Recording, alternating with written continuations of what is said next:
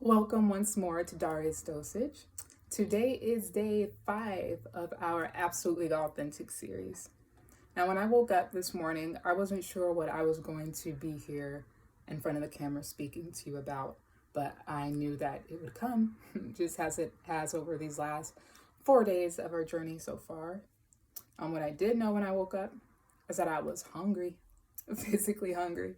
Now, when I wake up in the morning, I don't always have that physical sensation of hunger. I know some of you are probably like that as well. Some days you feel the hunger, sometimes not. You may or may not choose to eat breakfast. I'm normally one, just as general health habit, I like to start off my days with some kind of tea. I've been doing that pretty consistently over these last few years just because I like to let herbs be the first thing that enter into my bloodstreams and body for the day. And then sometimes I may follow that with some kind of smoothie. Not always, that's a seasonal thing. But anyway, I knew that I was hungry. My stomach was talking to me. I also knew that I was not ready to get out of bed.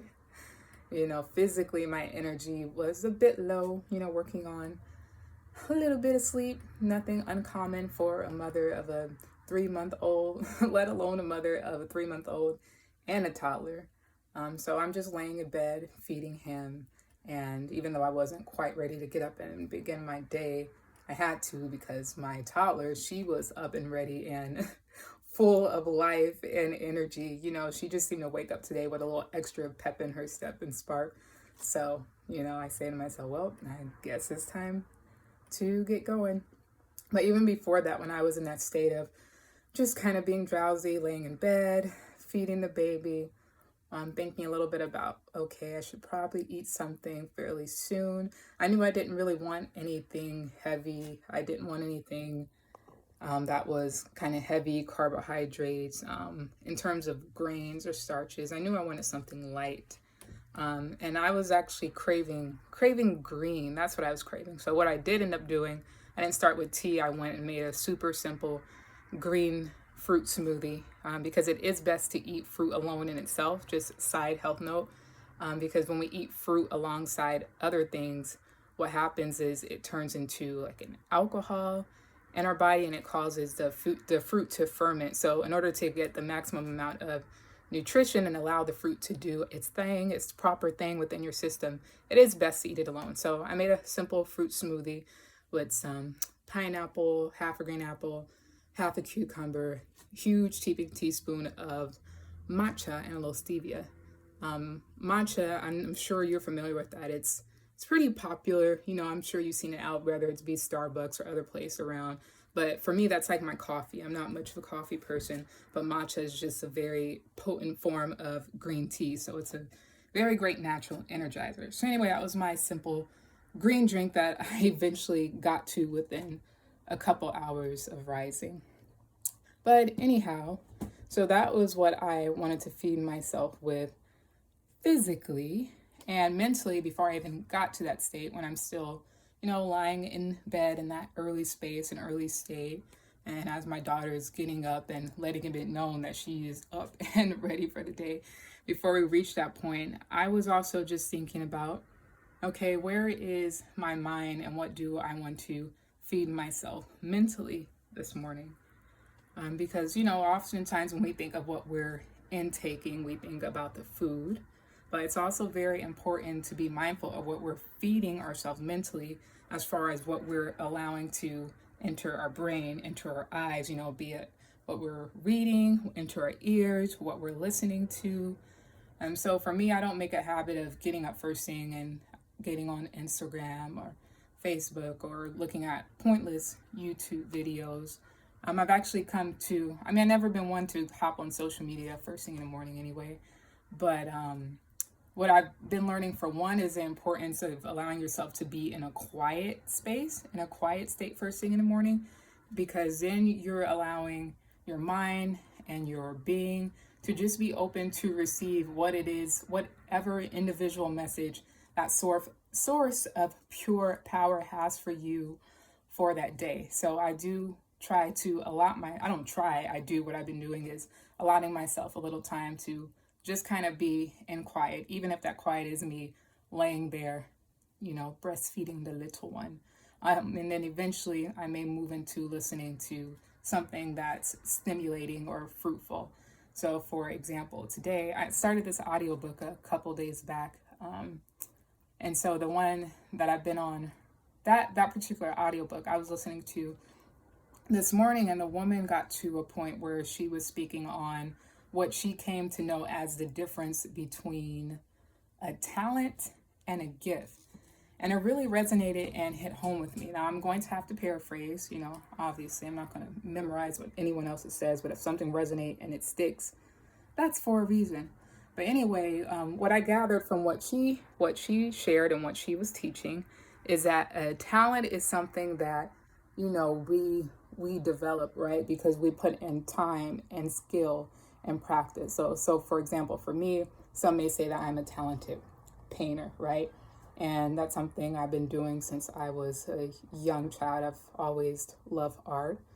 But then a gift is something that it's like, I'll say a talent on steroids. It's next level. It's a higher frequency, a higher state.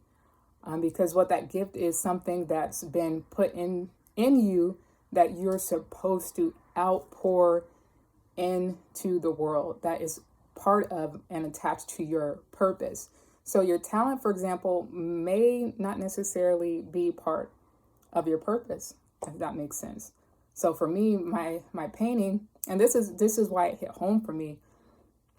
I always question that even though I'm gifted in painting, and even though I've had time and some years that I spent where I've invested a lot of energy into it, there was always been a little something in me where I knew that wasn't going to be, that like painting per se wasn't going to be my ultimate path and ultimate method to reach people in the ways that I have the capability to reach people and to teach people and to elevate women. It is a talent. Yes, I recognize that. Does it bring me bliss? Does it bring me joy? Yes.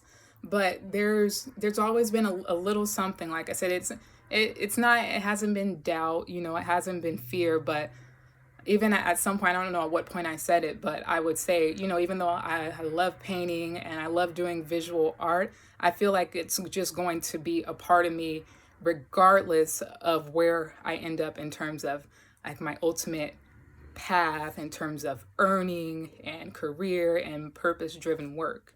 I just kind of, I guess the closest thing to tie it to would be a hobby. But I don't know. I don't like to use that word because that makes it feel a little more trivial. Because I do know the power in art as far as it being very therapeutic as well, not only for myself as an artist, but also for the people that view it. Paintings and visual image definitely have the capability to evoke a certain energy. And I've had pieces that have touched people in some ways, that they've shared. So, it's not something that I want to take away the value of or validity of. But ultimately, what I would say that my gift is teaching. Even though teaching is something I've done from a young age, from young days, middle school, like tutoring and different leadership positions. And then as I've gotten over being in different states, whether it be in school and then just in other kind of natural states where I'm with other women like around my age or a little bit younger, sharing my wisdom. Obviously my blog, pouring my insights into that. Those are all forms of teaching. And now even being here in front of you, in front of the camera, and what I'm growing deeper into is teaching on an even higher level. So that is what I would consider to be a gift, if that makes sense, if you follow. So anyhow, the way that this is even tied into, and when I say the topic for today, I know we're this late into the video and you're like, you're just talking about what the topic is. But what the topic is, feeding the frequency. I just want to give you a short message on feeding the frequency. So I started off talking about being hungry physically when I first woke up, right? And I was craving something light but nutrition, and specifically green, that color of the heart chakra, or even the more ancient term, some of you may know it as, but it's not as well known, aritu, from some of the more African traditions, which it originally arrived, that whole knowledge base. So green is the color associated with that. And when I think about the heart, I think about balance, because our heart, it's pumping, and if your heart rate elevates, for example, then something may be off balance, whether that be for the bad, or sometimes, it may even be for the good, because maybe you're just receiving something and your body is in such an elevated state that, it doesn't have any choice but to elevate that. Or say it's something like fear, and that could be elevated in a different state, but your heart is kind of a gauge of the balance that your body is either within or without in some way. So I was very intentional about that green drink and that fuel this morning. Also, I wanted to make sure that it was something that was living. Like I said, I told you it was a few fruits and some matcha, and also some hemp seeds, just because for some reason I really like pairing hemp with pineapple. Good combination, mental note. So anyhow, so that's feeding physically. But then I talked about what it was that I ingested mentally, which was, just eventually deciding to pop on that audio book.